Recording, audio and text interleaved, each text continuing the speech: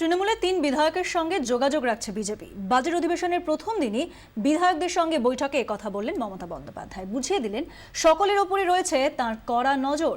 দলীয় বিধায়করা যাতে বিধানসভার অধিবেশনে ফাঁকি দিতে না পারেন সেজন্য হাজিরা খাতা চালুর নির্দেশও দেন মুখ্যমন্ত্রী। বাজেট অধিবেশনের প্রথম দিনই বিধানসভায় দলীয় বিধায়কদের নিয়ে বৈঠক করলেন মমতা বন্দ্যোপাধ্যায়। বৈঠকের শুরুতেই মুখ্যমন্ত্রী বলেন, দলের কয়েকজন বিধায়কের সঙ্গে বিজেপি যে যোগাযোগ রাখছে তা তিনি ভালোই জানেন।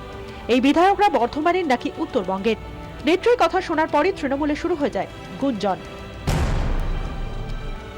এদিন দলীয় বিধায়কদের বৈঠকে মমতা বন্দ্যোপাধ্যায় বলেন, বিধানসভায় সকালে এসে সই করেই পালিয়ে গেলে হবে না। এবার থেকে তিনি বিষয়টি দেখবেন। নেত্রীর নির্দেশে তৃণমূলের মুখ্য সচেতকের ওপর দলীয় বিধায়কদের হাজিরা খাতায় নজর রাখার দায়িত্ব পড়েছে।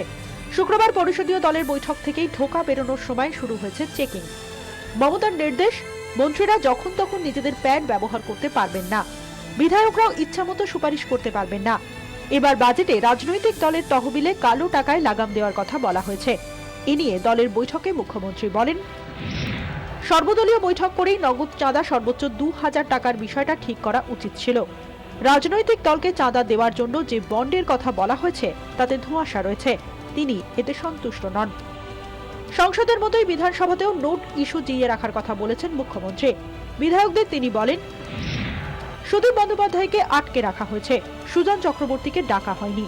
অন্যের বেলায় ম্যাচ ফিক্সিং আর সব প্রতিহিংসা তৃণমূলের বিরুদ্ধে। মুখ্যমন্ত্রী বলেন, চিটফান্ডে প্রতারিতদের টাকা ফেরতের জন্য এবার আন্দোলনে নামবে দল। বাজেট বিতর্কের জন্য বিধায়কদের পড়াশোনা করারও নির্দেশ দেন তিনি। কমলিকা সেনগুপ্তের রিপোর্ট, ২৪ ঘন্টা।